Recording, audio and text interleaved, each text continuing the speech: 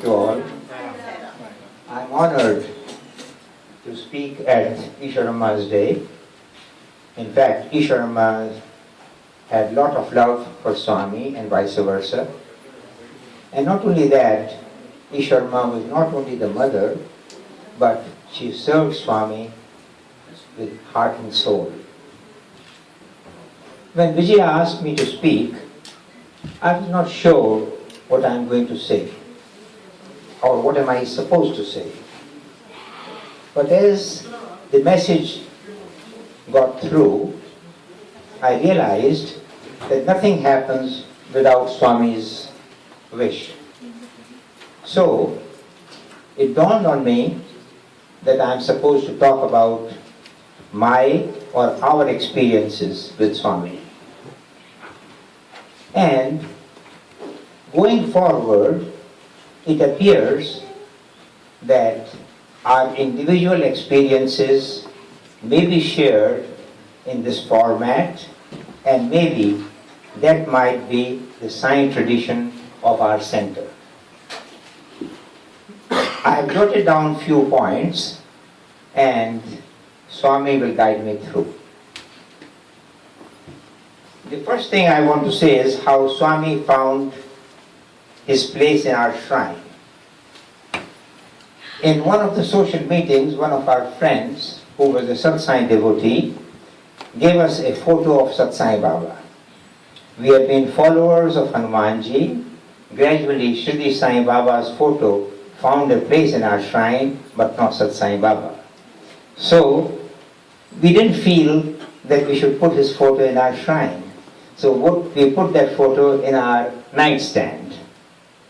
And time goes on June 13, 1996, it was a Thursday, Rashmi gets a dream and Swami appears to her, and Swami asks her to take Padnamaskar. In this day, we would die to have that Padnamaskar, but Rashmi said, no, I won't take the Padnamaskar. Why? Because we were followers of Hanumanji and Sridi Baba. However, it turns out that somehow he forced Rashmi and she ended up by taking Padnamaskar. We get up in the morning, we are sitting in front of our prayer room, and somehow we cannot concentrate.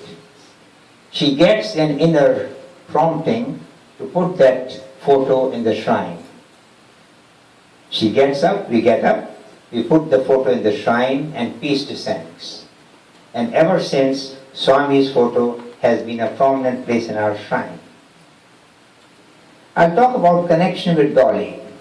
I think some of you or most of you have met Gyani Bailey, husband of Dolly, and she was a friend of ours in Midland, and she somehow, with a strange way, was getting connected to Swami, and she was giving messages to us. So there were some messages which Swami was giving to her, and she was communicating it with us. So that is how our connection developed. And gradually we are now beginning to believe in Swami, not fully though. So then comes the time for testing Swami. That is an interesting story. In May of 1996, we have an audit of our office. It goes on for 3 months. We are really desperate and very frustrated. So as we all do, we said, Swami, if you are God, if you can do things that everybody says you can, within 24 hours, this audit should be finished. Very high order. And that was on 31st of July, 1996. Next morning, Rashmi gets a dream. Swami comes in the dream and he puts vibhuti to both Rashmi and myself. We said, aha, that means there's a sign that Swami has listened to our talk. Not so. Until 4 o'clock, we are in the office, nothing happens. We are driving home, and exactly at 5 o'clock, we get a call from our CPA that the audit is done. And everything went well. So, do you think that we started believing in Swami at that point? Not so. it always happens. And then he sends a calling card and he sends an invitation to Parthi. Let's talk about that. On October 10, 1996, it was a Thursday, Rashmi gets a dream. Swami comes to her in a dream. We are in somewhere in the south. We go to that family, and like a magnet, both of us go right to Swami. Swami puts a vibhuti on our forehead, and we wake up in the morning, say, aha, this means that Swami is calling us, or Swami, this is a calling card. We talked to other friends, they said this is a calling card. So we said, okay, let's see. On November 18, 1996, we get another dream. And this time, we are perhaps in Puttaparthi or somewhere, and we see Swami, and Swami hands over the key to his apartment to us. And we say, hey, Swami is handing over the apartment keys, where will he stay? There are some ladies, they say, no, don't worry, Swami has got lots of apartments, he doesn't bother. So we thought that this is an invitation to come to Parthi.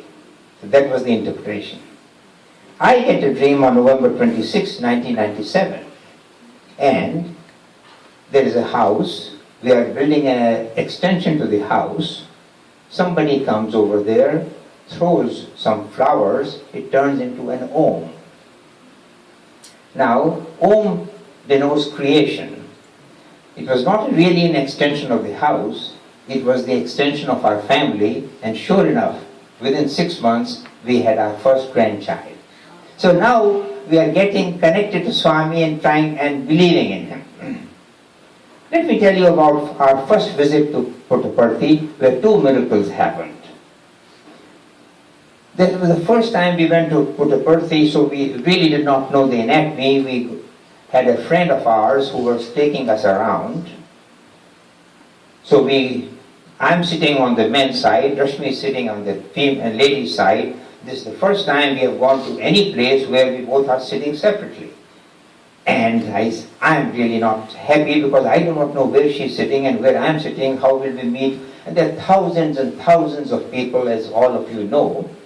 And Swami is giving a discourse, and I'm arguing with Swami. I'm saying, Swami, I don't agree this. In Hindus, husbands and wife pray together. I'm sitting here, I do not know where my wife is, and I don't know how I'm going to meet her, etc. As I'm doing that in my own mind, and Swami is giving his discourse, I'm paying no attention. I do not know why. Half an hour I just kept arguing with him in my own mind. A gentleman comes forward, he said, sir, you are from USA. I said, yes. Sir, I am from Toronto. I said, oh, very good. So he said, sir, do you want to have close darshan of Swami? So I said, sure. He said, look, once the lecture or the discourse is over, go over there and stand and you'll be able to get into the temple. I said, okay. So I do that. I go to the temple. I'm sitting there with eyes closed, and I get a tap on my shoulder. And my friend, he said, sir, madam is sitting there. And I am sitting here with eyes closed. There's a central carpet as usual, and Rashmi is sitting next over on the other side, her eyes closed. I have no idea how she reached there, how I reached there, and neither did she see me, nor did I see her. So this is Swami's way of telling me that, listen, I'm listening to what you are saying. On the other hand, Rashmi on the lady side goes over there. There's a lady from Colombia. And she tells Rashmi, she's telling her own story. She said, last year I was here and I got a photo of Satsang Baba. When I went to Colombia, right in the photo, in the heart area, Shridi Baba's photo appeared. And she said, oh, that's interesting. Why? Because all this time we've been hearing Shridi Baba, Satsang Baba are the same or they're different, the same incarnation. Some of our friends believed in Shridi Baba and not in Satsang Baba and vice versa. So we were a little torn apart as to who to believe, is it true, is it not true, and we got the answer. So these were the 2 questions we had in mind, and we got the answer on our first trip to Puttaparthi. I'll tell you about a miracle that happened at our granddaughter's party. May 30th, 1998, we had a party for our granddaughter. Party was outside in the lawn, and just before when the party was to start, thank you. Just when the party was about to start, there was a drizzle. And we prayed to Swami. We said, Swami, this is the party is outside. We'll be in trouble if it starts raining. Sure enough, the party went through. Exactly at 11:30 p.m., when the last person of the party departed, there was a downpour. Not only that, we slept through. We got up in the morning. We were told there was a tornado. We had a tent that had moved 4 feet away from the wall.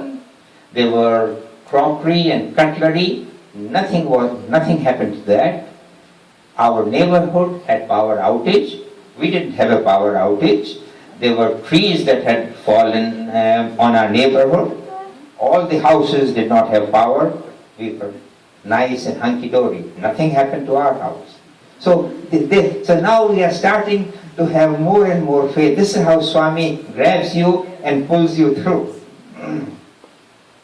Now, I'll tell you about how our connection with Dolly deepens. Again, we've been hearing her story, things have been materializing in her home, etc. And then she said, Ravi, Rashmi, why don't you start to meditate? We had never meditated.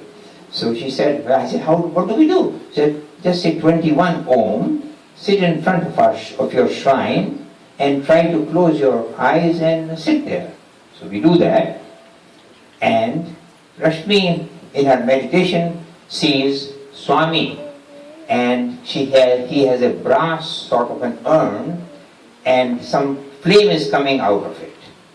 We are excited. We immediately called Dolly and said, Dolly, this is what we saw. So Dolly says, yeah, that's all right. She didn't really believe it. Now, by now, she is talking to Swami constantly, but she didn't believe. She said, okay, all right. Now, this was on January 12th. On January 13th, she sits in her meditation, and Swami shows exactly the same thing. He shows himself with the same urn, with the flash of light. Not only that, Swami tells Dolly, tell Rashmi, this is what she saw in her meditation. You didn't believe it? This is it. So then she calls her 6 days later, on January 19th, she gives us a call. She says, Rashmi, I'm sorry, I really didn't believe you, but this is what Swami told me. So now, we are now gradually getting more and more into Swami. I'll tell you about 2 stories about divine humor.